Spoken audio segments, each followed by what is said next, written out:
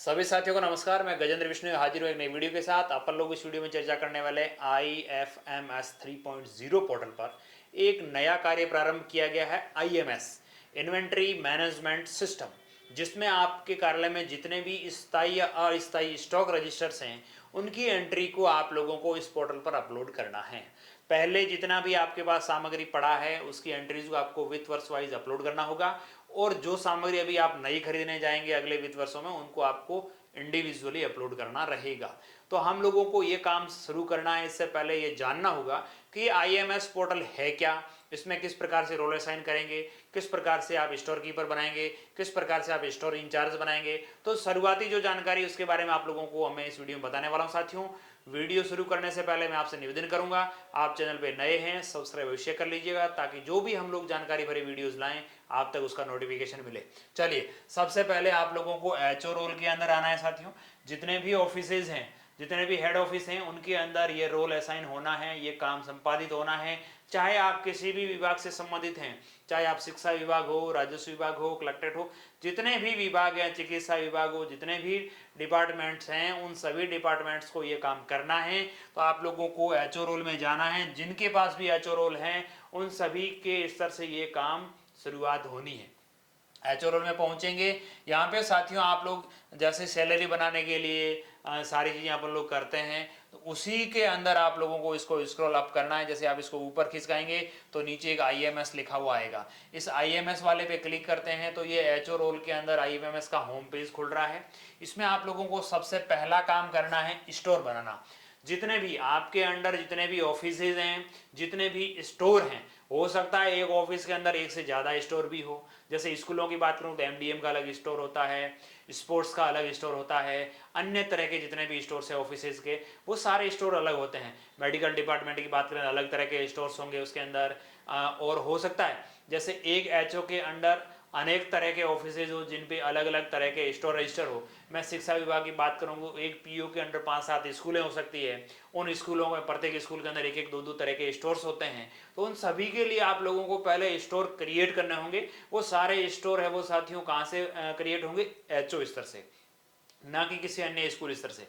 आप लोगों को HO स्तर पर आपके स्कूल में, आपके अंडर स्कूल में या आपके ऑफिस के अंडर जितने भी स्टोर्स हैं उन सभी की एंट्रीज करनी रहेगी। तो आप लोग सबसे पहले क्रिएट स्टोर करेंगे। जैसे ही क्रिएट स्टोर पे करते हैं तो आपको स्टोर का नाम लिखना होता है। आप स्टोर का नाम इस तरह से लिखिएगा ताकि आगे भविष्य में आपके पास बहुत सारे स्टोर्स हो। एक HO के पास 8-10 स्टोर भी हो सकते हैं, तो उस स्टोर को आपको पहचानने में सहूलियत रहे। जैसे आप किसी स्कूल का बना रहे हैं, सीनियर सेकेंडरी का बना रहे हो, उस स्कूल का नाम लिख दो और उसके पीछे ये किस तरह का स्टोर है। जैसे सीनियर सेकेंडरी स्कूल फला MDM, सीनियर सेकेंडरी स्कूल फला स्पोर्ट्स, ये आप लोग नाम डाल दें ताकि आपको फिर आगे जाकर के सहूलियत रहे। उसके बाद स्टोर कोड का ऑप्शन आएगा। इस स्टोर कोड के अंदर साथियों आपको किसी भी प्रकार का कोड डाल सकते हैं। 1-1, 2-2, 3-3, 3 डिजिट के अंदर डालना रहेगा। आप लोगों को ABCD डाल सकते हैं, कुछ भी आपको अपनी पहचान के लिए वो कोड है। बाकी इस कोड का कहीं कोई रोल नहीं है, आप केवल 3 डिजिट के अंदर इसमें कोड डाल सकते हैं। उसके बाद एड्रेस, ये जो स्टोर बना रहे हैं उसका एड्रेस कहां पर है वो एड्रेस डालेंगे। फोन नंबर, ये मोबाइल नंबर आपको डाल देने हैं, वहां के या आपके खुद के डाल सकते हैं, HO के डाल सकते हैं, या स्टोर का जो इंचार्ज हो उसके डाल सकते हैं। अब बात आती है स्टोर कीपर और स्टोर इंचार्ज, ये आपको दो बनाने हैं। स्टोर कीपर किसको बनाया जाना है साथियों? आपके वहां पर जो भी स्टोर का इंचार्ज हो, जो थोड़ा बहुत ऑनलाइन काम भी जानता हो, केवल ऑफलाइन स्टोर रजिस्टर बनाना जाए वो कोई जरूरी नहीं है। जो साथी ऑनलाइन काम जाने, क्योंकि ये जाकर के आगे आप लोगों को ऑनलाइन सबमिट करना होगा, तो जो भी LDC UDC आपके अंडर कार्यरत हैं उनको बना दें स्टोर कीपर और स्टोर इंचार्ज। स्टोर इंचार्ज के लिए साथियों आपको ध्यान रखना है कि आपको जो स्टोर की एंट्रीज स्टोर कीपर चढ़ाएगा उसे आपको वेरीफाई करना होगा। तो मैं आपसे निवेदन करूंगा स्टोर इंचार्ज आप HO ही बने, HO को ही स्टोर इंचार्ज रखें। जैसे कोई प्राइमरी स्कूल या छोटा स्कूल है उसके अंदर एक ही टीचर है तो आप उसको स्टोर कीपर बना दीजिए और स्टोर इंचार्ज है वो आप खुद रहिए, HO रहिए, ताकि जब भी स्टोर कीपर उसको चढ़ाएं सामग्री को तो आप उसको वेरीफाई कर सकें उस स्टोर रजिस्टर को देखते हुए। तो आपसे ये निवेदन है, जो भी आप स्टोर कीपर या स्टोर इंचार्ज बनाएं वो आप भली भांति देख करके बनाएं।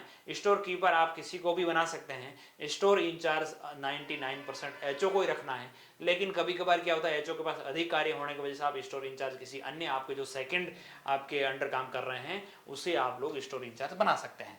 ये करने के लिए आपको स्टोर कीपर पे जैसे आप लोग क्लिक करेंगे तो किसी कर्मचारी का नाम यहाँ पे शो नहीं करेगा। उस कंडीशन में आप लोगों को नाम शो करे, वो उसके लिए आपको मैं बताना चाहूंगा क्या करिएगा।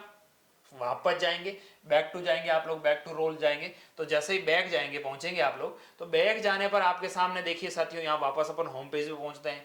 वही वर्क एक्सेस पे आप लोगों को क्लिक करना है, वही आपको एचओ रोल सेलेक्ट करना है। एचओ रोल के अंदर इस वाले में पहला ही ऑप्शन यूजर मैनेजमेंट आता है। आप लोग यूजर मैनेजमेंट पे क्लिक करेंगे। जैसे ही यूजर मैनेजमेंट पे आप क्लिक करते हैं तो यहाँ पहला ऑप्शन आता है स्टाफ एम्प्लॉय ऑथोरिटी डिक्लेरेशन। इस पे आप लोगों को क्लिक करना है। जैसे हम लोग इस पे क्लिक करते हैं तो आपके सामने ऐसा ऑप्शन खुलेगा।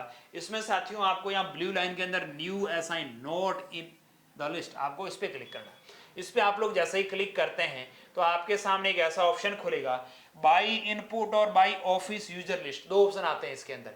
आप बाई इनपुट करते हैं तो यहाँ उस कर्मचारी की एसएसओ आईडी डालते हुए आप उसे सर्च कर सकते हैं। वो कर्मचारी हो सकता है आपके आईएफएमएस पे ना हो और उस कर्मचारी का आप एसएसओ आईडी के माध्यम से सर्च करना चाह रहे हैं तो भी कर सकते हैं। ठीक है, आप एसएसओ आईडी डाल करके सर्च करेंगे, उसकी डिटेल यहाँ पे आ जाएगी। और यदि आपके जितने अंडर ऑफिस के अंडर कर्मचारी हैं उनमें से किसी को बनाना है, आप इस पर क्लिक करते हैं तो आपके ऑफिस के अंडर जितने भी एम्प्लॉइज हैं उन सभी के नाम यहाँ पे आपको शो होंगे। आप जिसे भी स्टोर कीपर बनाना चाह रहे हैं या स्टोर इंचार्ज बनाना चाह रहे हैं उसे सेलेक्ट करते हुए गेट डिटेल पे क्लिक करेंगे तो उस कर्मचारी के संबंध में देखेंगे आप सारी डिटेल्स आ जाएगी, उनका नाम आ जाएगा, उनकी डेट ऑफ बर्थ आ जाएगी, वो किस पद पर हैं और उनका नाम क्या है। ये चार चीजें ऑटोमेटिकली आईएफएमएस से ले ली जाएगी।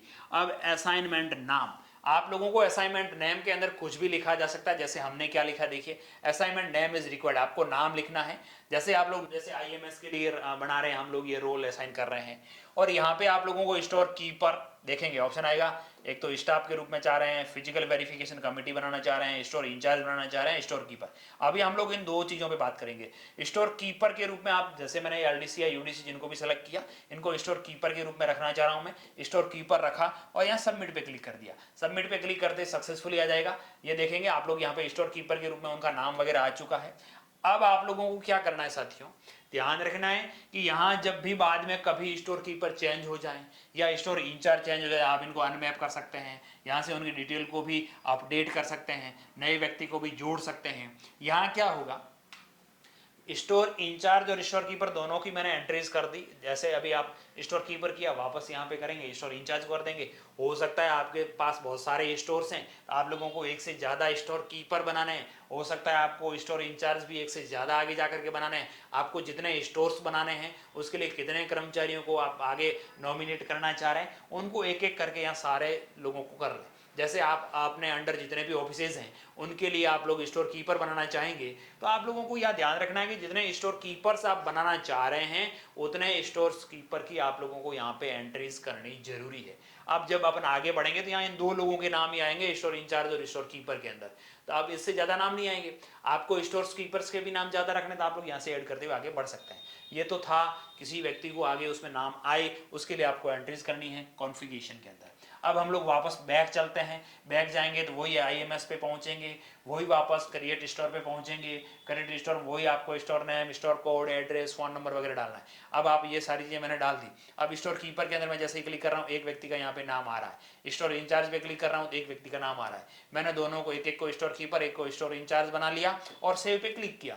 तो जैसे ही करेंगे सक्सेसफुली हो जाएगा, आपका स्टोर बन जाएगा।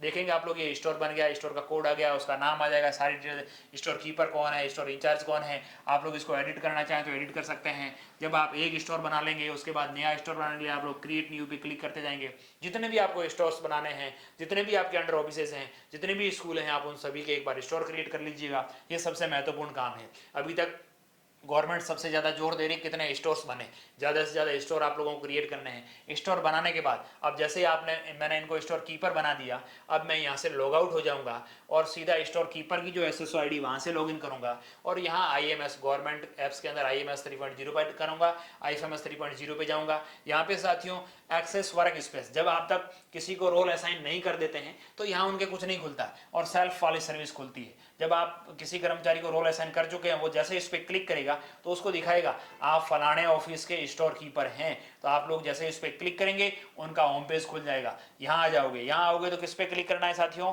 IMS पर। देखें यहाँ इसको स्क्रॉल डाउन करेंगे, ये ऐसा खुलेगा। इसको स्क्रॉल अप करते हुए तो यहाँ नीचे पहुंचेंगे, IMS आएगा। इस IMS पे क्लिक करेंगे, ये उनका होम पेज खुल जाएगा स्टोर कीपर का। अब यहाँ उसका जो स्टोर बना रखा है वो स्टोर यहाँ पे दिखेंगे।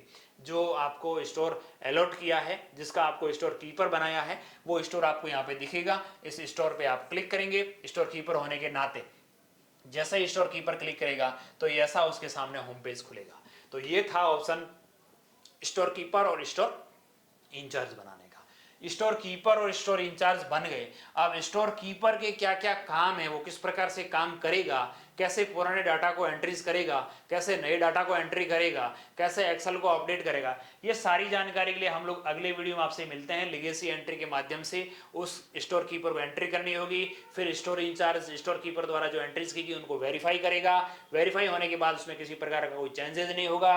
किस प्रकार से आप लोग जो अस्थायी है या स्थायी तरह का स्टॉक रजिस्टर है उनकी एंट्रीज करेंगे। कोई चीज़ें पुरानी हो गई, कोई चीज़ें आपने नीलाम कर दी, कौन कौन चीज़ों की एंट्री करनी है, किस प्रकार से एंट्री करनी है, किस प्रकार से उस एक्सेल में एंट्री करनी है, सारी चीज़ें आप लोग अगले वीडियो में जानने वाले हैं। साथियों, आपने इस वीडियो को अच्छी तरह से देखा।